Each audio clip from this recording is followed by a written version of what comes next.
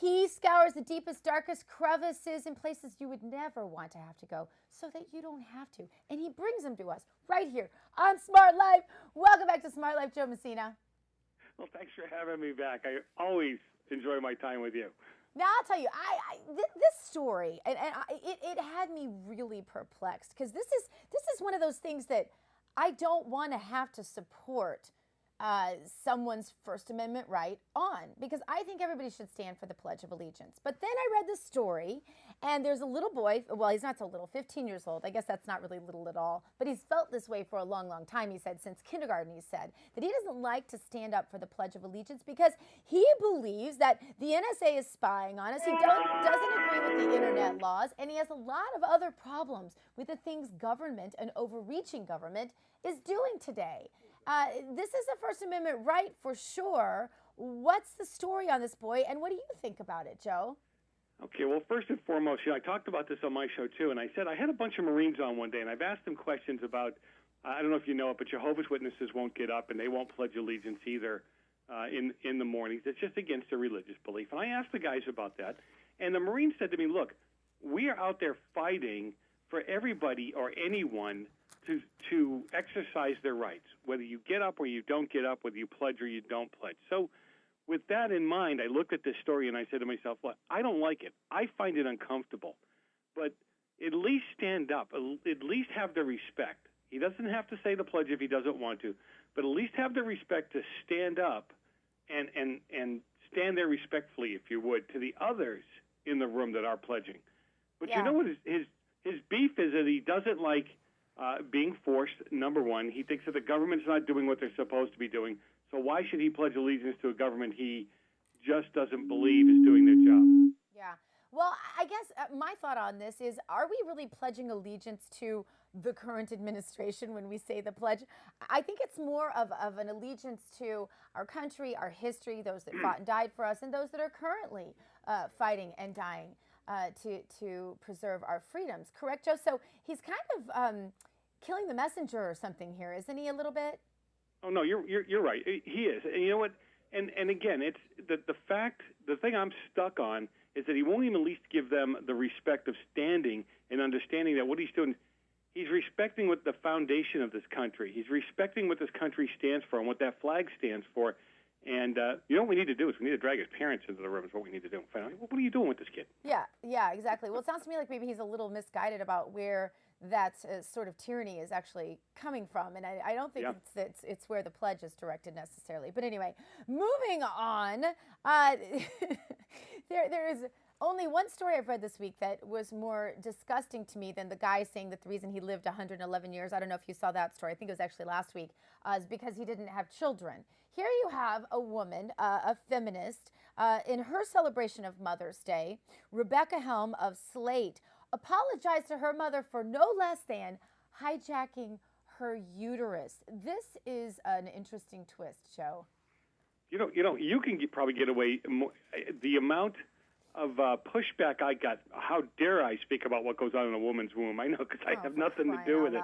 I contribute nothing, right? So anyway, yeah, this woman went on to say that she'd like to apologize for the worst thing I've ever done to my mother. You know what it was?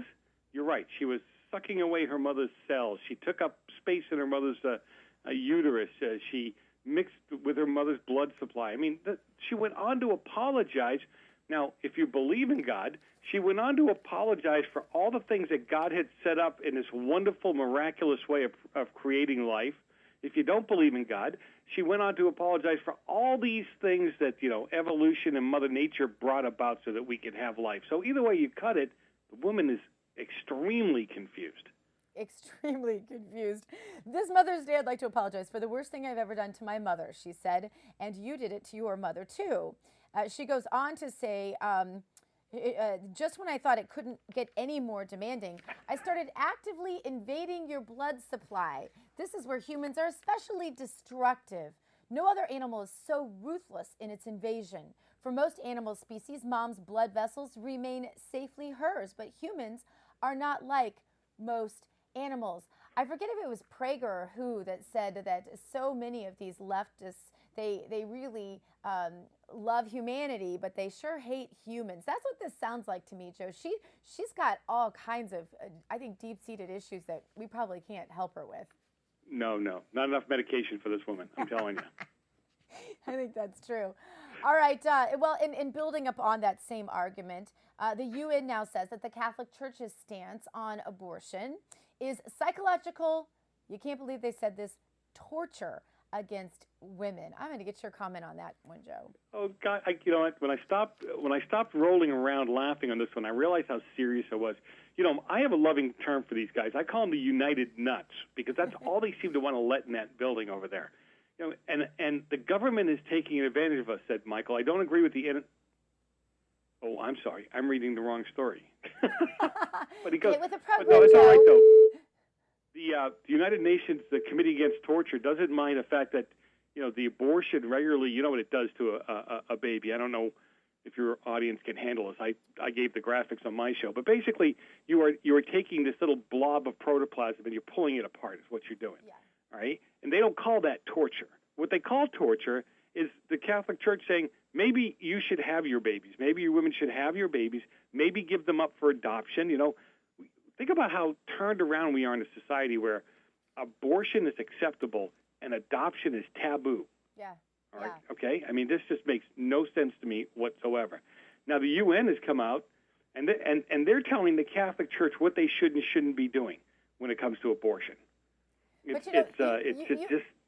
cringe with this because I don't know how far to go with it, but I tell you, I really rip these guys apart on my show because of the nasties. There's actually a video, if you've got the stomach for it, there is a video that somebody did of an actual abortion happening. And I'm not talking about that woman that recently videotaped herself. I'm talking about an abortion that actually takes place. I wonder if we showed that in most of our reproductive classes in school, how many abortions would take place in this country. Yeah, it's a great point. I like that you pointed to the fact that they are enjoying exercising their First Amendment rights in a country that is only free enough to let you do that. And you can't do that in just any country. And I was really glad you mentioned that. One other thing I want to get quick commentary from you on, we don't have a lot of time left, this new Atheist channel. And I have a prediction for you on this one, Joe. I believe that this will fail miserably, just like talk radio has failed for the left, because there is something in our soul that cries out for a creator. I don't think it'll be a success. I think it will be a nosedive flop. What say you quickly? Oh, real quick. I mean, don't they already have an atheist channel called MSNBC, CNN? Say, like, every other channel? Yeah. They got all these channels. No, I agree with you. I mean, people want more than nothing, and that's what the atheist channel is all about. Nothing. They're going to prove that there isn't a God. They're going to prove there's no spiritual anything. Really, 24 hours of that, we already get that. Yeah, exactly. All right, Joe Messina, thank you so much for being on with us today. We appreciate you. And I thank you so much. I appreciate the work that you're doing. Hey, I'm sending you a box of bacon Band-Aids just for you. Them. I can't wait. I'll be excited. I'll wear them on this show. Okay. Thanks so much, Joe.